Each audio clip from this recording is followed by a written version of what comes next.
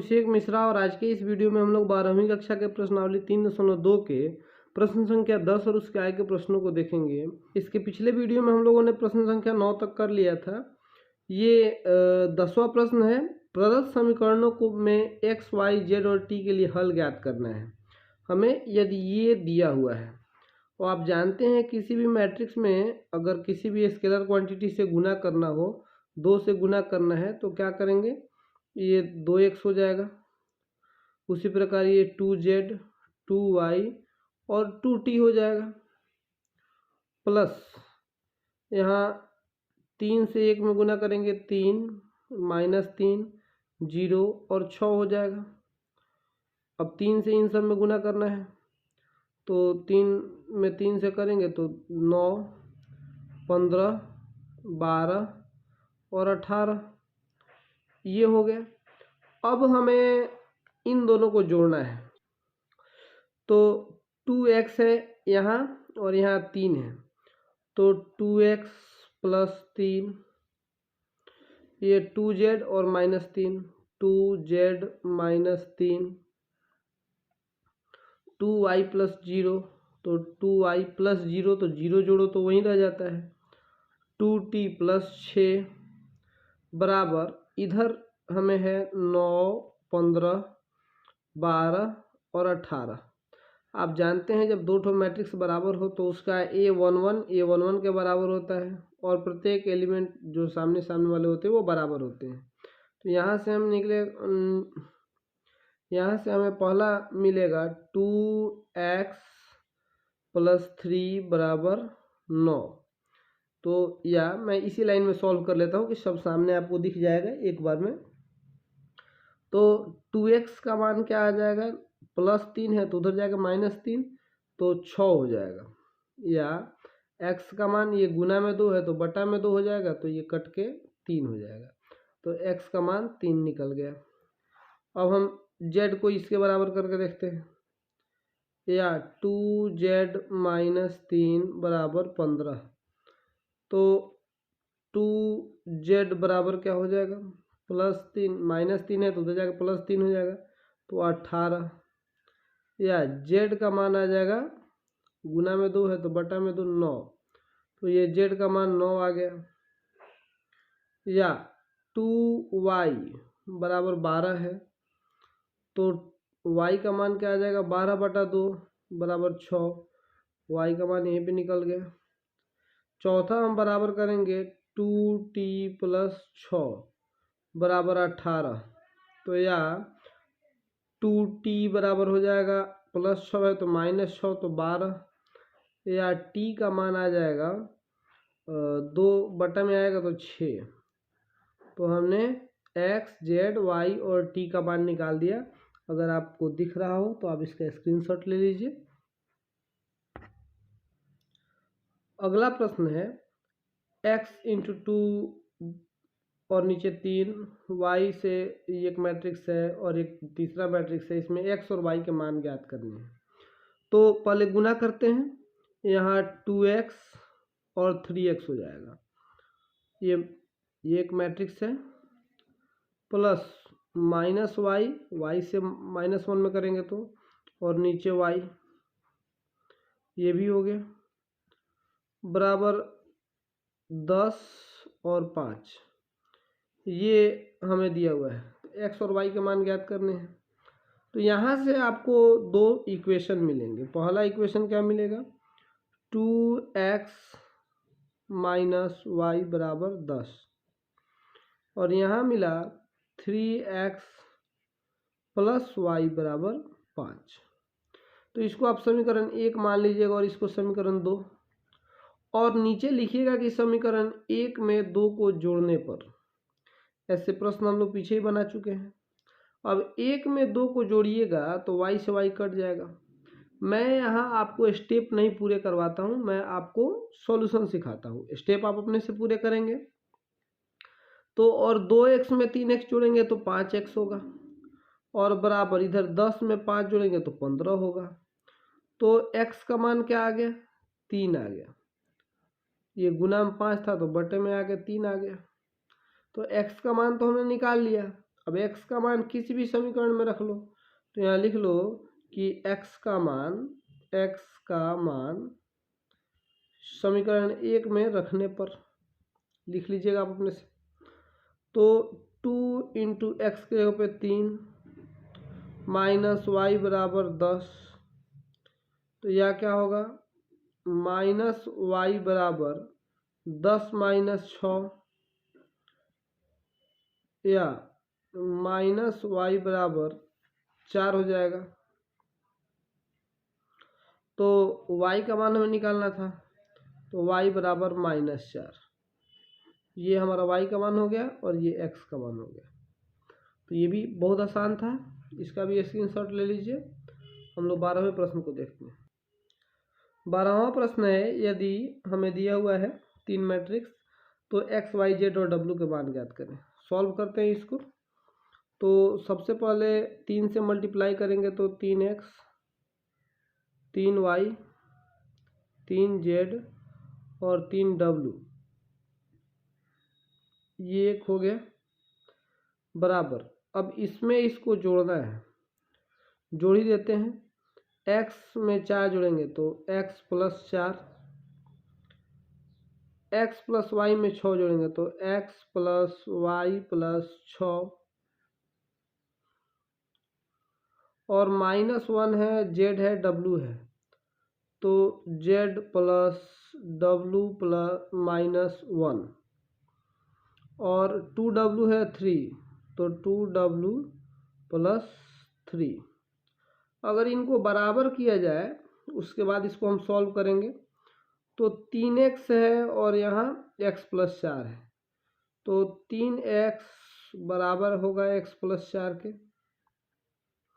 मैं चारों को बराबर लिख लूँ, फिर मैं देखूंगा कैसे सॉल्व करना है।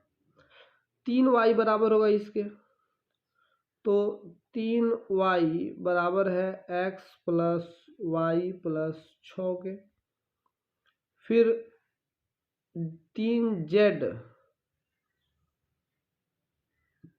बराबर है z प्लस w माइनस 1 के।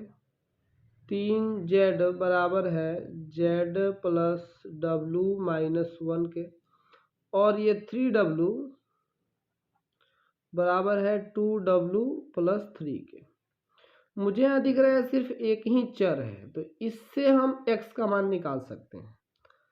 तो यहाँ ये और का साइन देते हैं, 3x और एक x इधर आएगा तो जोड़ में है, घट जाएगा, तो 3x minus x equals to 4, या 2x बराबर 4 और x का मान आ गया 2। ठीक है, यहाँ से हमने x का मान निकाल दिया। अब इस x के मान को हम यहाँ रख के y का मान निकाल सकते हैं। x के जगह पे x रखिए तो 3y, और ये प्लस y है तो इधर माइनस y हो जाएगा। माइनस y बराबर x का मान है 2 और प्लस 6, तो 6 लिख दिए। अब 3y में से 2y एक y जाएगा तो 2y बराबर 6 और 2 8, तो यह y का मान हमें मिलेगा 4। हमने x और y का मान निकाल दिया। अब यहाँ तो x y कुछ है ही नहीं, z w है। अब यहाँ से चौथे से निकले, क्योंकि यहाँ भी w और यहाँ भी w है, तो क्या करेंगे कि इसमें 3w, 2w प्लस में है तो -2w बराबर 3, या w बराबर क्या हो जाएगा 3। यहाँ से w का मान निकल गया। अब w का वैल्यू यहाँ रख दो, 3z, और ये प्लस z तो माइनस z बराबर w का मान आ गया 3 माइनस 1, तो 3z में से 1z जाएगा तो 2z बराबर 3 में से 1 जाएगा तो 2, या z का मान 1 हो जाएगा। ठीक है, तो यहाँ से x, y, z और w का मान हमने निकाल दिया। अब 13वें सवाल को देखते हैं। ये थोड़ा बड़ा होगा। f(x) का मान cos x minus sine x 0, sine x cos x 0, ये सब दिया है। हमें सिद्ध करना है f(x) इंटू एफ वाई बराबर f(x) प्लस वाई। तो f(x) तो हमें दिया हुआ है, f(y) हम निकाल लेते हैं। f(y) कैसे निकलेगा सर? तो x है तो जहाँ जहाँ x है तो y होगा, वहाँ वहाँ y हो जाएगा। f(y) क्या हो गया cos x,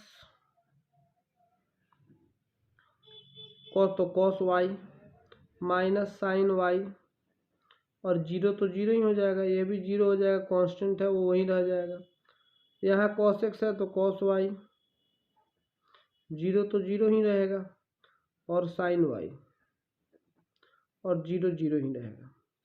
अब हमें कह रहा है f x into f y ज्ञात करना है, और ये दिखाना है बराबर है एफ एक्स इंटू वाई के। तो सबसे पहले हम एल एच एस करते हैं, एल एच एस। तो f x into f y करने के लिए एफ एक्स यहाँ है, एफ वाई यहाँ है, तो आपको मालूम है गुना कैसे करते हैं। गुना करते हैं, पहले वाले को रो वाइज बांट लेते हैं और दूसरे को कॉलम वाइज, फिर पहले रो से पहले कॉलम में, फिर दूसरे कॉलम में, फिर तीसरे कॉलम में, फिर दूसरे से तीनों में, फिर तीसरे से तीनों में करते हैं। ये सवाल थोड़ा सा बड़ा होगा, कठिन भी होगा। तो cos x से cos y में करेंगे तो cos x cos y,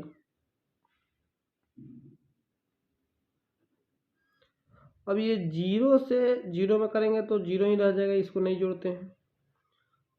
अब एक रो से हमने पहले कॉलम में कर लिया, पहले रो से दूसरे कॉलम में करेंगे इसमें, तो cos x से sin y में करेंगे तो cos x into sine y, वो भी माइनस में क्योंकि ये माइनस में है। फिर साइन एक्स से कॉस वाई तो minus sine x cos y, ठीक है। अब क्या होगा कि साइन एक्स कॉस वाई, और जीरो से करेंगे, जीरो में तो वहीं रह जाएगा। अब फिर इसे तीसरे में करते हैं, तो आप जानते हैं कॉस एक्स से जीरो में करेंगे तो जीरो हो जाएगा, साइन एक्स से जीरो में करेंगे तो जीरो हो जाएगा, और वन से जीरो में करेंगे तो ये भी जीरो हो जाएगा, ठीक है। थोड़ा छोटा छोटा लिखना पड़ेगा ताकि आपको सब कुछ दिख जाए। ऊपर वाला दिख रहा है।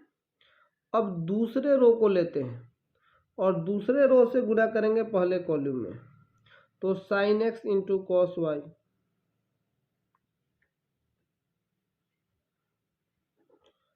Cos x sine y plus cos x sine Y, और ये जीरो है तो वो तो जीरो ही हो जाएगा। फिर इधर आते हैं, माइनस साइन, कहाँ गया, हाँ माइनस दूसरे वाले से दूसरे वाले में, हाँ तो sine x into sine Y, फिर cos X into cos Y plus cos X into cos Y, और जीरो से जीरो में करेंगे जीरो ही हो जाएगा। उसी प्रकार इस जीरो से हम इन तीनों तीसरे, इस जीरो से जब सब में करेंगे तो सब जीरो ही हो जाएगा, तो यहाँ भी जीरो ही लिख देते हैं, ठीक। अब तीसरा स्टेप, तीसरा रो, यहाँ देखते हैं क्या होगा। तो जीरो से कॉस एक्स में करेंगे तो जीरो, प्लस जीरो से साइन वाई में तो जीरो, एक से जीरो में करेंगे तो जीरो। यहाँ फिर इससे इसमें करते हैं तो zero plus zero plus zero, फिर तीसरे में करते हैं तो जीरो से जीरो में जीरो प्लस जीरो, और प्लस एक से एक में करेंगे तो एक हो जाएगा। अब यहाँ ध्यान दीजिए, ये फॉर्मूला है त्रिकोणमिति का कि cos x cos y plus cos x sin y, यहाँ गलती से cos x लिखा गया है, sin x sin y होगा, sin x sin y। तो cos x cos y into sine x sine y जो होता था वो cos x प्लस वाई का फॉर्मूला होता था, तो इस पूरे के जगह पे हमने cos x प्लस वाई लिख दिया, और इसमें से हम माइनस कॉमन निकाल लेंगे तो यह भी प्लस हो जाएगा, यह भी प्लस हो जाएगा। तो cos x sine y into sine x cos y, जब cos साइन और साइन को सकता था तो वो साइन एक्स हो जाता था, तो साइन एक्स प्लस वाई का फॉर्मूला होता है, और माइनस जो कॉमन निकालेंगे इसके आगे माइनस लग जाएगा।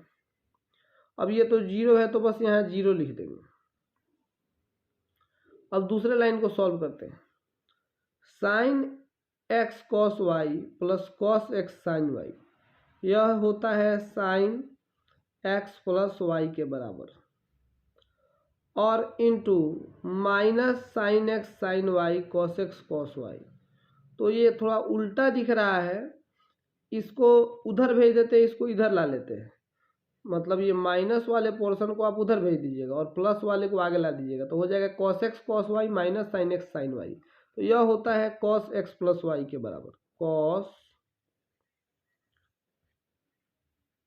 एक्स माइनस वाई के बराबर होता है, ये नहीं, एक्स प्लस वाई के बराबर होता है। और उसके बाद यहाँ आ जाएगा जीरो, और ये जीरो जीरो जीरो जोड़ेंगे तो जीरो ही होगा, यह भी जीरो ही हो जाएगा, और ये लास्ट में जीरो जीरो और एक हो जाएगा। अब जरा इसको ध्यान से देखिए, यही तो हमारा एफ एक्स प्लस वाई है। ये आर एच एस को अलग सॉल्व करके लिख दीजिए कि एल एच एस बराबर R H S. F x plus y का मतलब क्या है, जहाँ जहाँ एफ एक्स में एक्स लिखा है वहाँ एक्स प्लस वाई कर दीजिए। देखिए वही तो हुआ है, यहाँ ऊपर कॉस एक्स था तो cos x plus y, minus sine x था तो minus sine x plus y, cos x था तो कॉस एक्स प्लस वाई, और साइन एक्स था साइन एक्स प्लस वाई। जहाँ जहाँ जीरो था वन था वहाँ हो गया, तो ये हमारा प्रमाणित हो गया। अब 14वां प्रश्न देखते हैं। 14वां प्रश्न में कह रहा है कि हमें दिखाना है कि ये जो दो मैट्रिक्स है, ये इसका गुणनफल इसके गुणनफल के बराबर नहीं है। अब ये आप देख लीजिए 5 1 6 7, यहाँ 2 1 3 4, तो यहाँ 2 1 3 4 और 5 1 6 7 है। मतलब ये इस सवाल से सिद्ध भी हो जाएगा कि इसमें क्रम विनिमयता का नियम लागू नहीं होता है।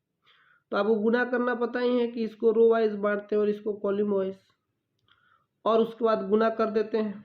तो हम लोग शुरू करते हैं।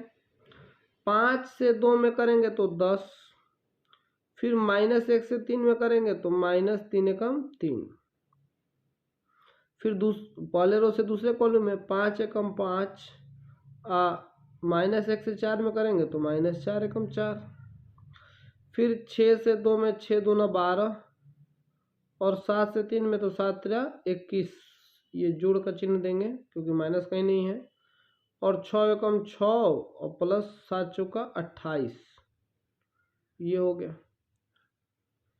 और ये तो नॉट इक्वल्स टू का साइन है, तो ये लिखते हैं 2 से 5 में 2 5 10, 1 से 6 में 6 एकम 6, फिर 2 से 1 में माइनस 2, सॉरी हाँ, पहले रो से पहले कॉलम में कर लिया, दूसरे कॉलम में करेंगे 2 एकम 2 माइनस 2 और प्लस 7 एकम 7, फिर 3 5 15 और 4 6 24, फिर 3 एकम माइनस 3 और 4 7 28, यह हो गया।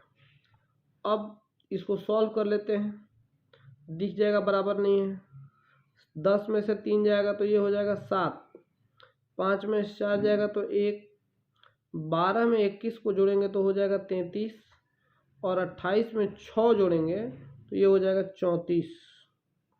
ठीक है, ये निश्चित रूप से इसके बराबर नहीं है। देख लीजिए 10 में 6 जोड़ेंगे तो 16 होगा, और ये -5 24 और 15 39, और ये हो जाएगा 25। तो हमने प्रमाणित कर दिया। ये तो 2 लाइन का सवाल ही था, आप इसको ज़्यादा स्टेप्स में कर सकते हैं, एक और स्टेप बढ़ा लीजिएगा। अब 14वें का ही दूसरा प्रश्न देखते हैं। ये 3 रो 3 कॉलम वाला मैट्रिक्स दिया हुआ है, इसका पहला रो लेते हैं, पहले कॉलम से गुना करते हैं। 1 एकम 1 तो ये -1 हो जाएगा, यहाँ माइनस था ना, और 2 में 0 तो प्लस 0, और 3 में 2 से करेंगे तो प्लस 6।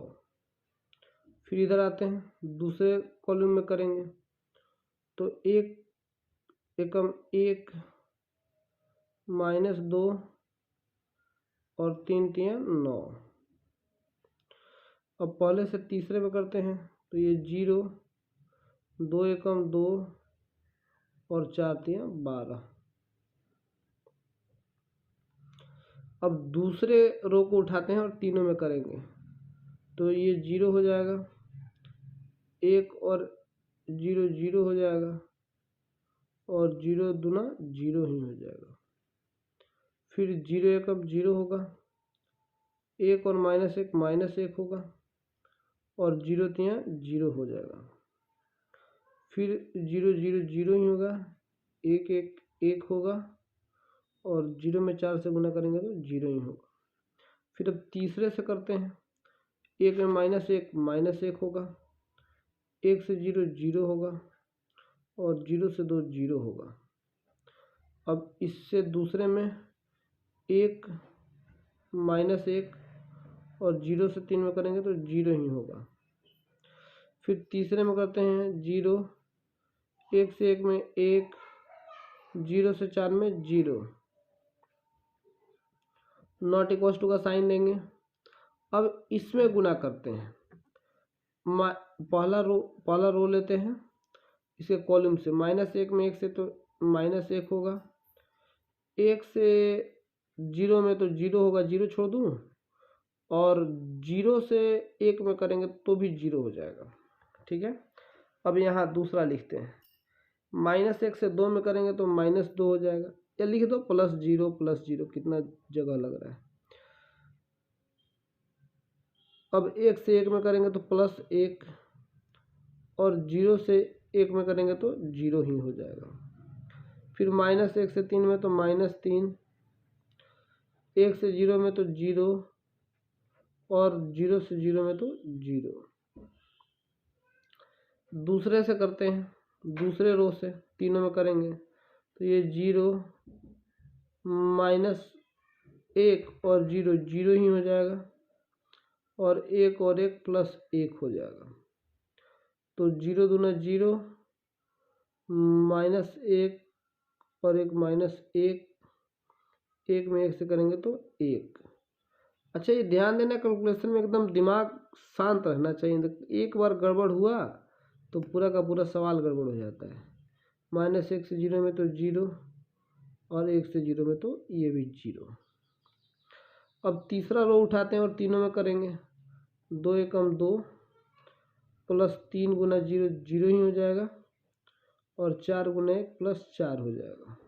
ठीक है, अब इससे इसमें करेंगे 2 गुना 4 +3 एकम 3 +4 एकम 4 +2 3 6 +0 +0।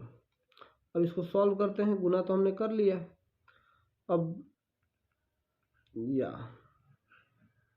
6 और -1 5 हो जाएगा, 9 में से 2 जाएगा 7 और 1 8 हो जाएगा, 12 और 2 14, 1 यह भी 1, ये -1, यह -1, यहाँ भी -1 और यहाँ 0।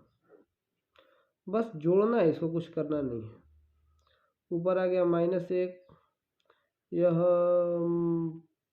-1 और यह -3, यहाँ 1, ये 0 और 0, यहाँ 6 4 4 8 और 3 8 3 11 और 4 और 2 6।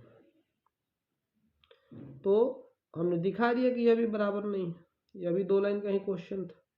तो यहाँ 14 नंबर क्वेश्चन हमारा कंप्लीट होता है।